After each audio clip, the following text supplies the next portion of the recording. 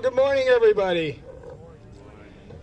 I really want to thank you all for coming on this lovely but apparently going to be a very hot, muggy day. But thank you very much. I sense the crowds are getting smaller every year, but we do appreciate everybody who comes.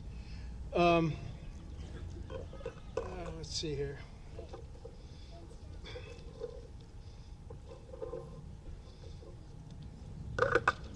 My name is Robert Yeagar. I'm the commander of the Millis American Legion Post 208. I'm in my 5th year in that position.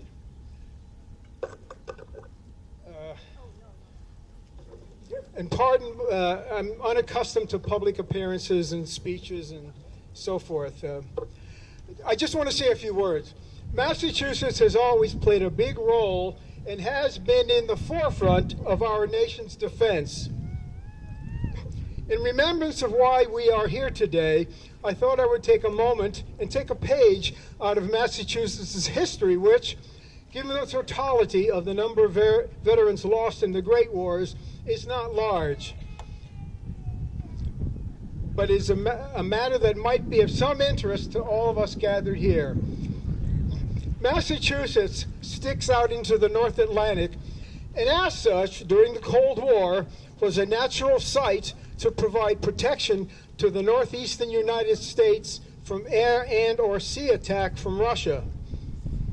Accordingly, Otis, a very large Air Force base, was built on Cape Cod. It housed several different types of air defense units. The largest was a unit of picket planes, and picket, by the way, refers to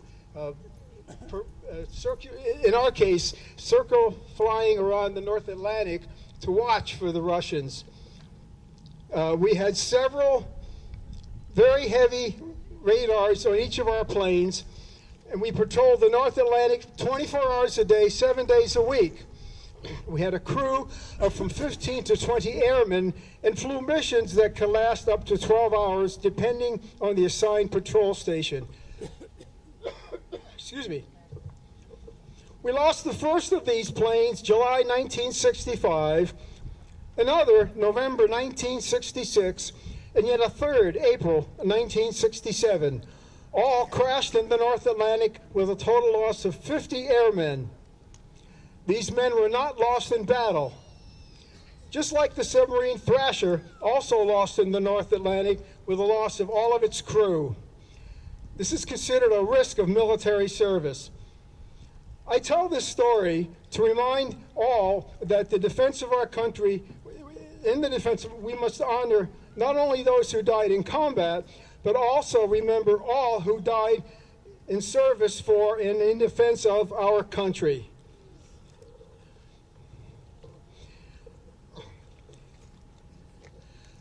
I now turn the program over to retired Sergeant, Air Force Sergeant Lawrence McCarter, Veteran Vice Commander of Post 208.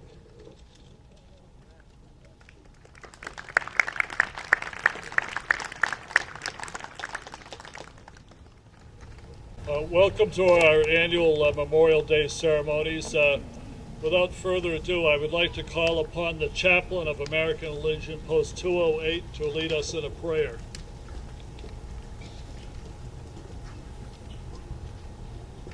Red cover.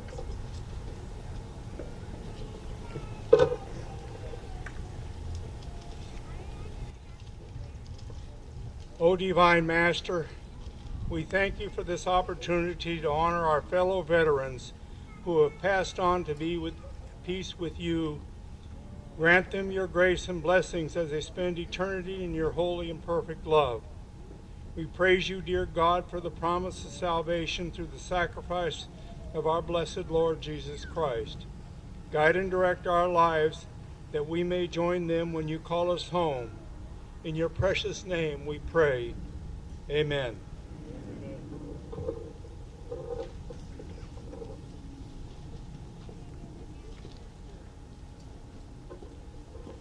This time I'd like to have the national anthem played from the Millis High School Band.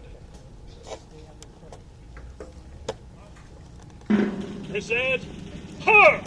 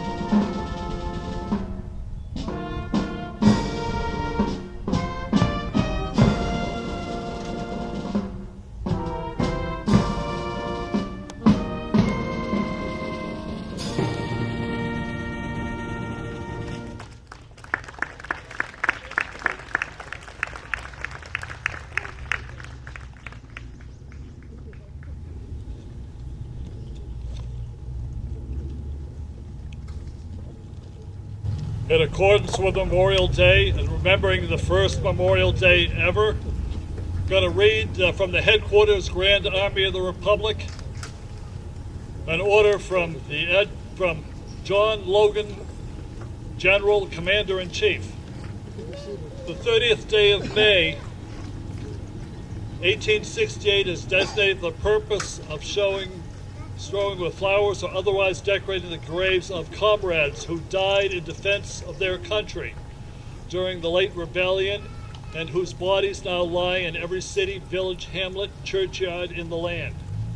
The observance, no form of ceremony is prescribed, but posted comrades will in their own way arrange for such fitting services and testimonials of respect as circumstances may present.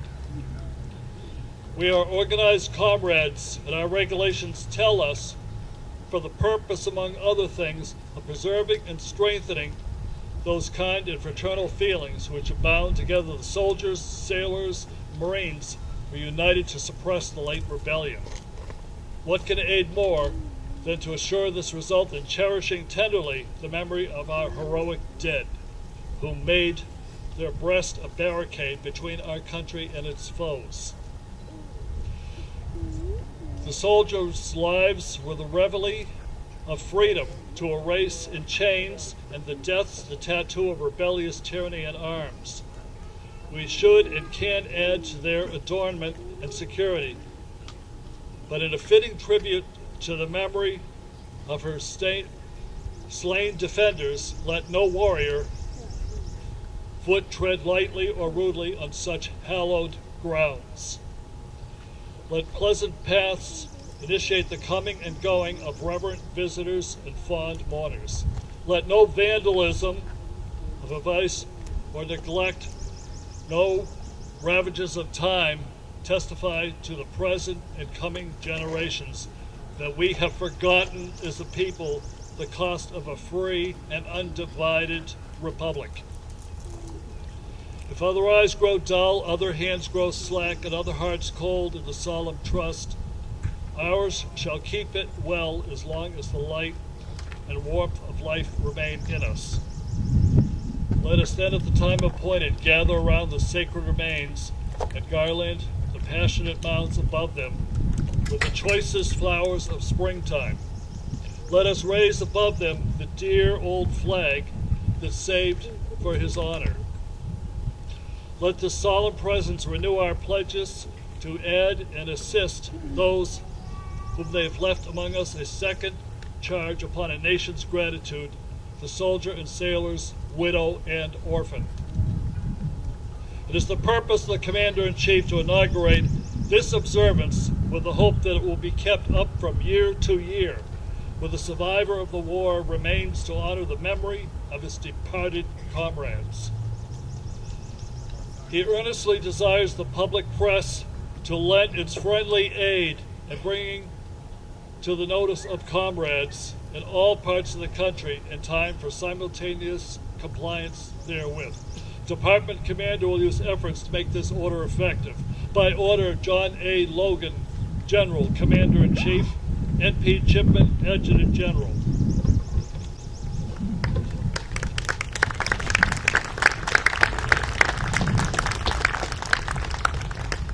At this time, I would like to call upon Selectman Ellen Rosenfeld for reading by the Board of proclamation by the Millis Board of Selectmen.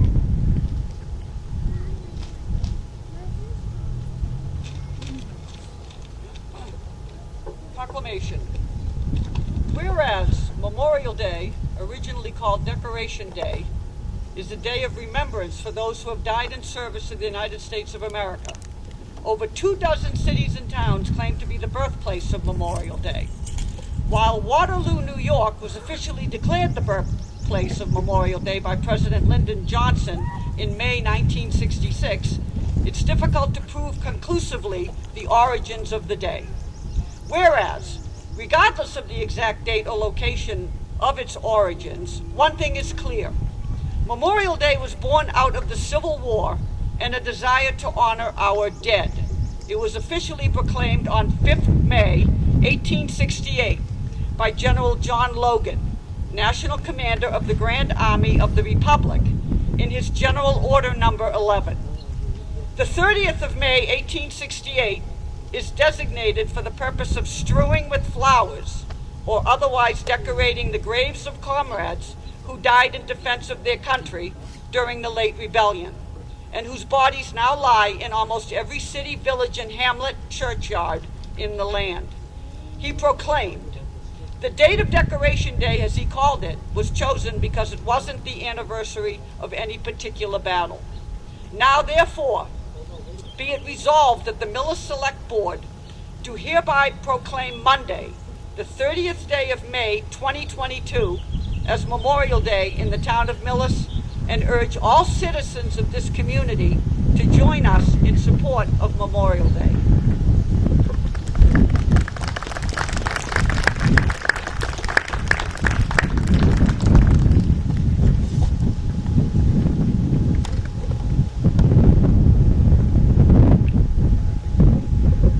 At this point, we'd like to have a playing Battle Hymn of the Republic from the Millis High School Band.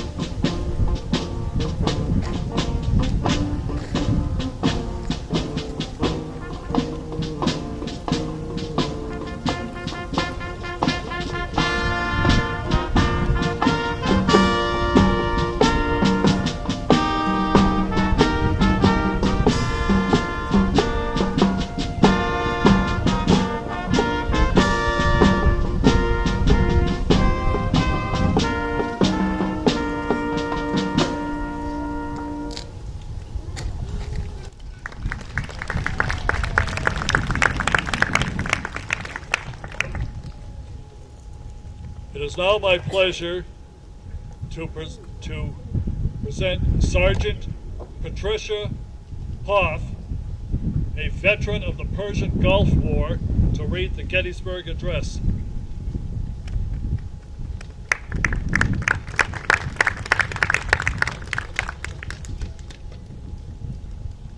The Gettysburg Address was delivered in Gettysburg November 19th of 1863. 87 years ago, our fathers brought forth to this continent a new nation, conceived in liberty and dedicated to the proposition that all men are created equal. Now we are engaged in a great civil war, testing whether that nation or any nations so conceived and dedicated can long endure. we are met on the great battlefield of that war. We have come to dedicate a portion of that field as the resting place for those who have gave their lives, that the nation might live. It is altogether fitting and proper that we should do this. But in a large sense, we cannot dedicate or consecrate, or we cannot hallow this ground. The brave men, living and dead, who struggle here have consecrated it, far above our poor power to add to or detract. The world will little note nor long remember what we say here, but it will never forget what they did here. It is for us the living, rather, to be dedicated here to the unfinished work, which they have fought here and thus so far nobly advanced. It is rather for us to be here to dedicate to the great task remaining before us, that from these honored dead we take the increased devotion to the cause in which they gave their last full measure of devotion, that we highly resolve that these dead shall not die in vain, that this nation under God shall have a new birth of freedom, that the government of the people, by the people, and for the people shall not perish from this earth. Thank you.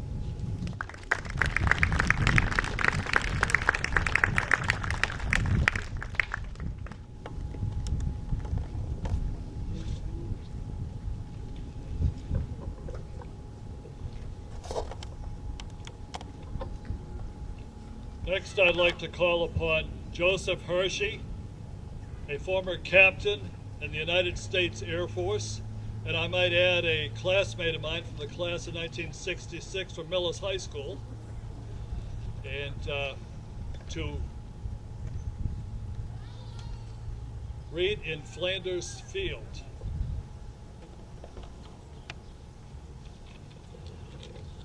The veterans of World War I are no longer with us, but let us not forget what they went through. In Flanders Field, the poppies blow between the crosses, row on row, that mark our place, and in the sky, the larks still bravely singing fly, scarce heard among the guns below. We are the dead. Short days ago we lived, felt dawn, saw sunset glow, loved and were loved, and now we lie in Flanders Field. Take up our quarrel with the foe, to you from failing hands we throw the torch, be yours to hold it high. If ye break faith with us who die, we shall not sleep, though poppies grow in Flanders Field.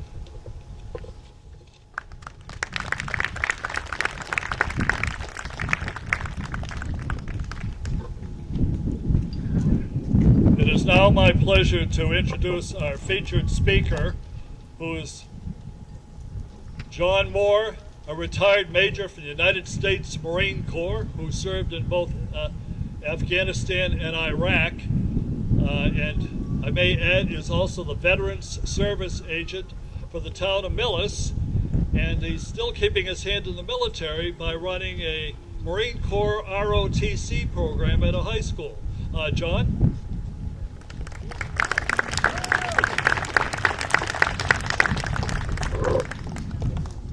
Thank you, Larry. Good morning, good citizens of Millis, and welcome to the 2022 Memorial Day ceremony. What a beautiful day to be thankful for the sacrifice of others. Ladies and gentlemen, Boy Scouts, Millis Band, Select Board, Town Administrator, fellow veterans, and fellow citizens, thank you for being here to help us honor this essential American Day of remembrance and the solemn memorial of our country's patriotic dead. So here we are, remembering our fallen service members, aptly located in the Veterans Memorial Building within these hallowed monuments. And thank you, Ms. Ellen Rosenfeld, for reading the Town Memorial Day proclamation. We are looking forward to your service to this town and being here today. And thank you to Jim McKay for making this look great and sprucing up the place. As stated, my name is John Moore, and I'm the Millis Veteran Services Officer. My role here in Millis is to provide direction services to veterans and their families. Essentially, I work for Millis veterans who served in each military branch. These veterans served their country, and now my office and position is here to serve them. I do love my job as the Veteran Services Officer, but it would be a whole lot easier if these older veterans could use a computer. I had a Korean War veteran in my office recently, and I told him he could upload his documents to the VA website and download his medical records to our hard drive, and all he needs is an account and a personal email. He just looked at me for a few seconds, then asked if I had learned this foreign language in Afghanistan or something. In the military, while at the rifle range, if you shoot and you don't know where that round went, people yell, "No impact, no idea," if we aren't sure of where that round had gone. And there was definitely no impact and no idea on this kind veteran. And we had a laugh together. Even though we were generations apart, we still had that veteran humor and started cracking up. I joke, but not really. My job can be very entertaining with these characters. As for me personally, I served in the United States Marine Corps for 20 years, retiring from active duty actually on this very day in 2017. I served 4 combat tours in both Iraq and Afghanistan, and I saw firsthand of the sacrifices of our servicemen and women. Sacrifices they made on a daily basis with their bodies and their minds. I saw it in places like Fallujah, Ramadi, along the Syrian border, Kandahar, and the Helmand province, Afghanistan. It was humbling, somber, and yet even amazing in its grace. And I can report to you what a sight it was to see your fellow Americans in action. And I saw the best, America's best, your fellow citizens' best, in the crucible of combat and during compassion, humanitarian operations. Sometimes in the darkest places, we see the best in people.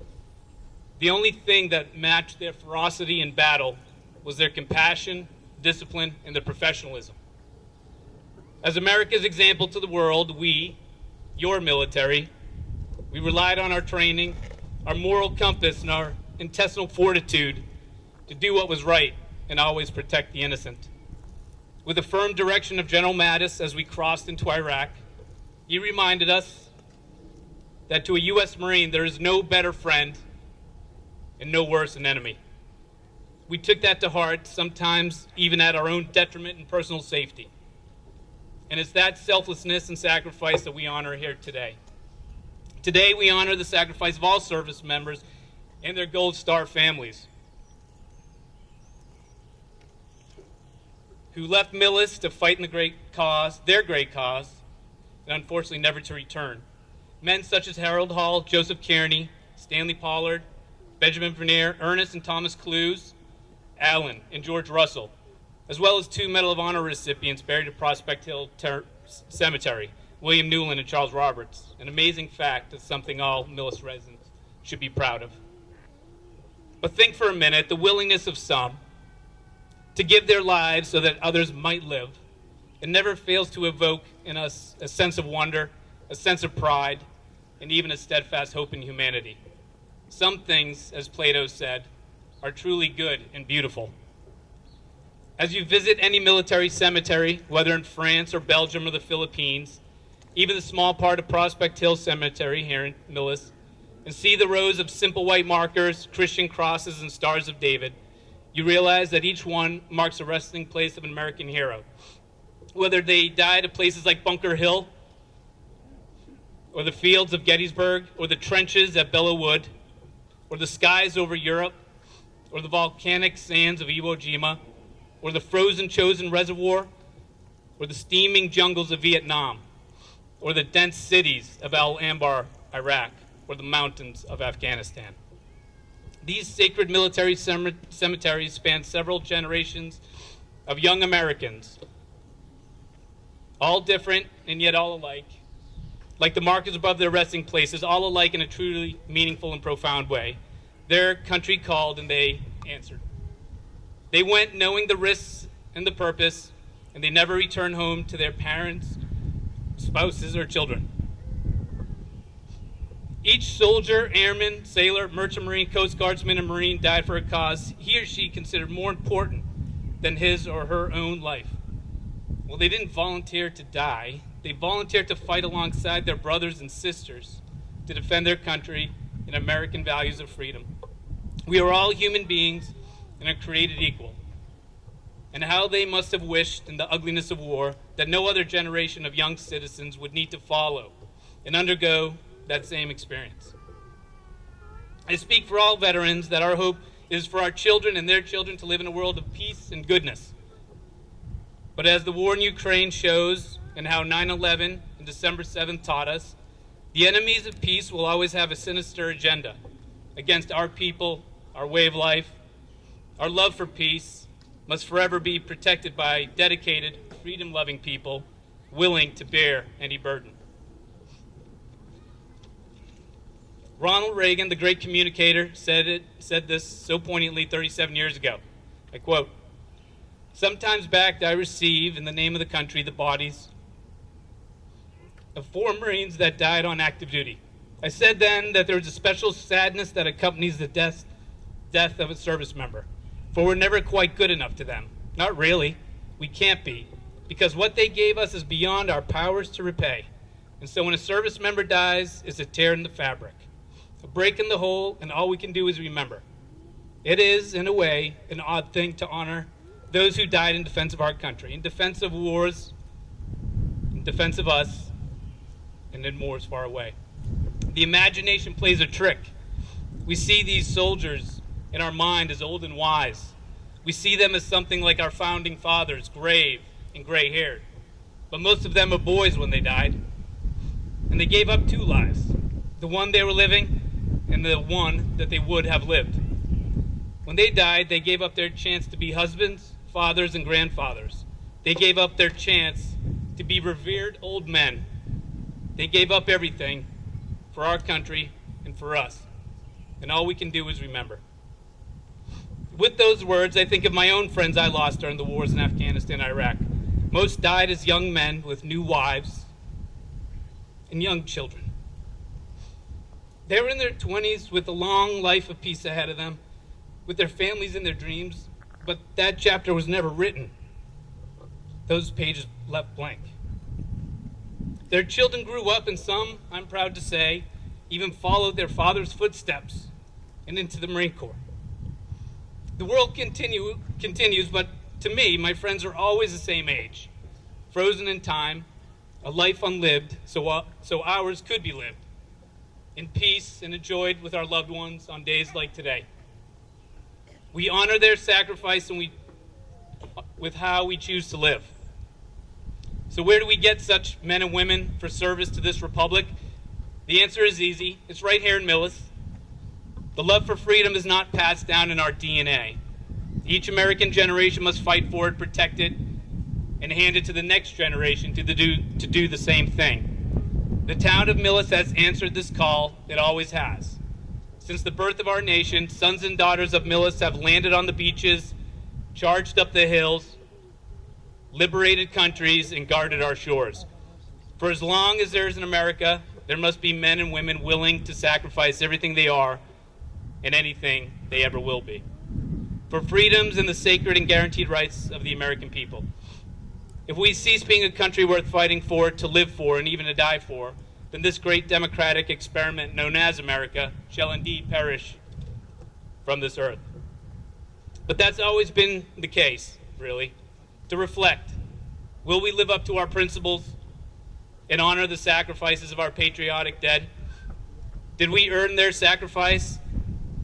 These are healthy questions to ask, not only on Memorial Day, but every day. Last week, when 19 young children and 2 chiefs were murdered in cold blood in a small Texas town, a town not too much different than Millis, it shook us all to the core. It shook me to my core, as a father, as an educator, as a veteran, and as American. It made it even hard to write this speech. What I realized is that Flowers, memorials, flags that have staff, and the profound yet sad note of taps, as meaningful as they are not enough. What we really must do to honor our country's fallen service members is to live up to, here, right here on Millis' soil, to live up to these democratic principles and ideals for which they had sacrificed and died for on battlefields around the world for the last 250 years. So I say, live the America what our countrymen died for.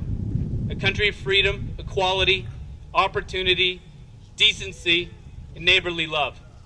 A country founded on compromise and unity, education, respect, trust, and decorum. Not hostility, division, doubt, and fear. Live filled with hope. Hope with what they gave us will last forever, an unalienable right to life, liberty, and the pursuit of happiness. A hope that we, the people, can overcome all obstacles and keep being exceptional, because we are. Today we must do more than just carry on tradition dating back to 1866 when the first Memorial Day was commemorated. We must go beyond tradition, beyond remembering, and beyond mourning. Today we Americans must work together to make this the country they died for. A better nation for our future generations now, tomorrow, and each and every day. Our heroic war dead gave up their todays for our tomorrows. We must carry their message of dedication, determination, and sacrifice. We must honor them with how we treat each other. We must honor them in everything we do. We must honor them by never giving up the fight. We must honor them with our moral courage and our compassion. We must honor them by grabbing our fellow Americans' hand and together reaching for the stars. I'll conclude with a quote from General George S. Patton. "It is foolish and wrong to mourn the men that died. Rather, we should thank God such men had lived." Thank you, and please enjoy the rest of this beautiful day. God bless to Millis' fallen patriots.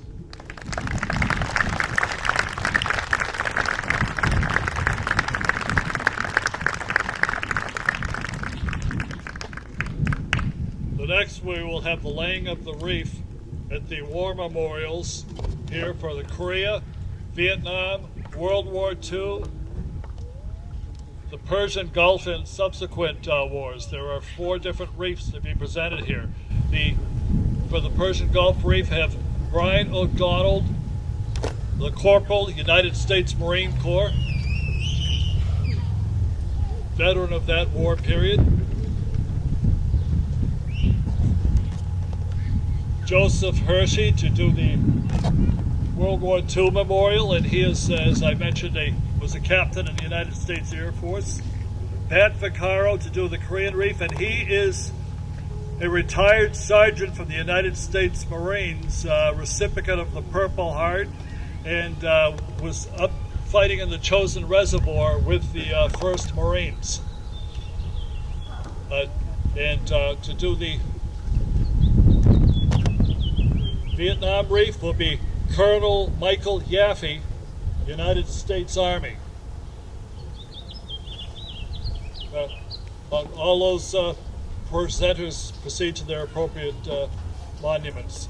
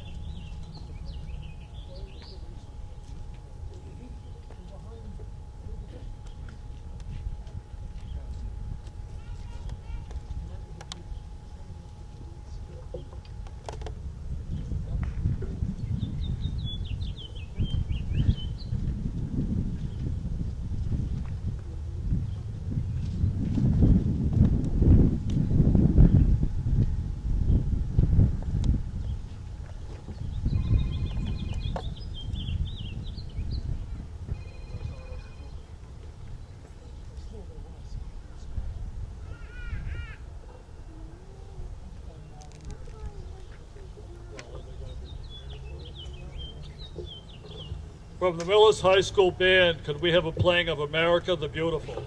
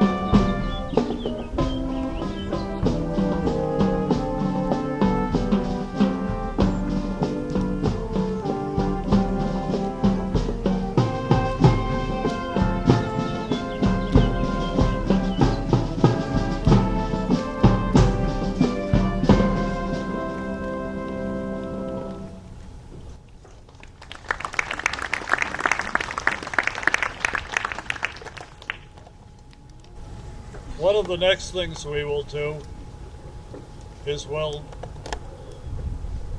be a reading of those Armed Forces veterans who died in the course of the last year. This will be followed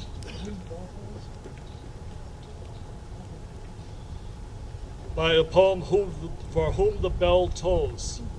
No man is an island entire of itself. Each is a piece of the continent, a part of the main. If a clod be washed away by the sea, Europe is the less, as well as the promontory were. As well, if a manner of thine own, of thine friends wear, each man's death diminishes me, for I am involved in mankind, therefore sent not to know, for whom the bell tolls, it tolls for thee. One of the next things I will do is introduce our post commander, Robert Yeagar, for the necrology. The bell ringer is Edward Shropshire, member of American Legion Post 208, and I may add a veteran of the United States Coast Guard in Europe during World War II. Commander?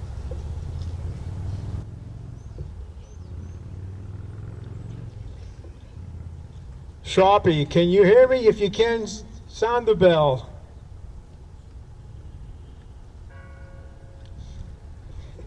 In years past, he could never hear who read the necrology and who the deceased veterans were, but off we go. Ralph Edison Brooks, Bernard T. Coffey,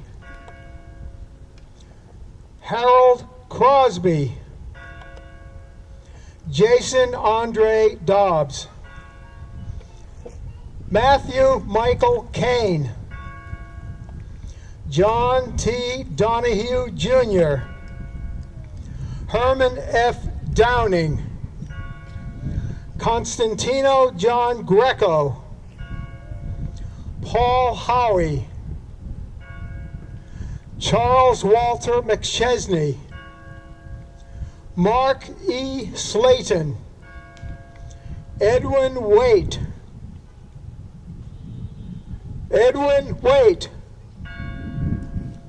David Walsh, David Francis Rainsford, Wheaton Arnold Holden Jr. The last name is a late addition to this list.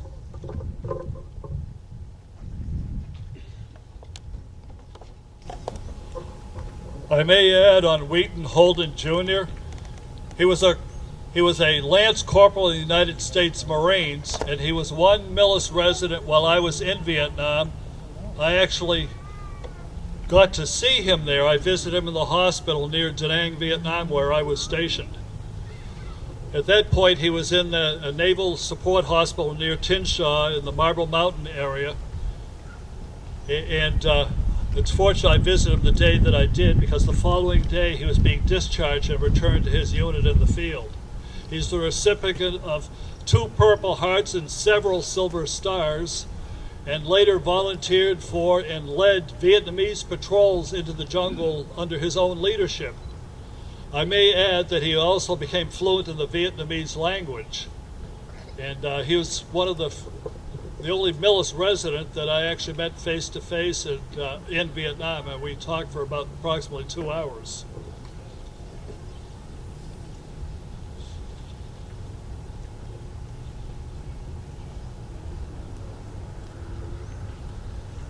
We will now have a salute to the dead performed by the firing squad from the AMVETS and Post 495 of the Legion, and accompanied by the Millis High School Band and Bruce Hall to play taps upon following the firing squad signals.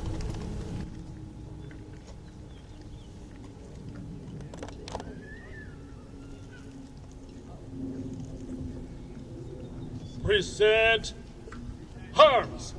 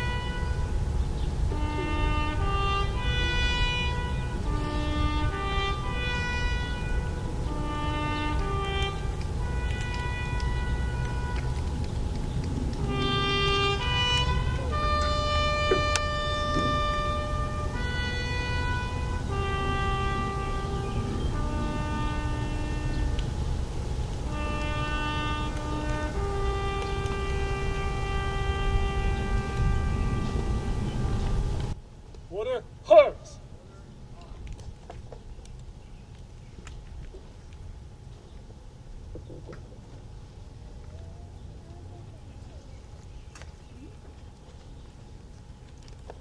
This will pretty much conclude this ceremony at this location. Although it's not been announced, some of the veterans will be doing a very short ceremony with very little fanfare, actually, at the Prospect Hill Cemetery. It's not really announced here, but certainly nobody is forbidden from going there. But it'll be very short, just to pay some quick honors at the cemetery for our fallen dead from the wars of this country. At this point, we call upon our Commander, Robert Yeagar.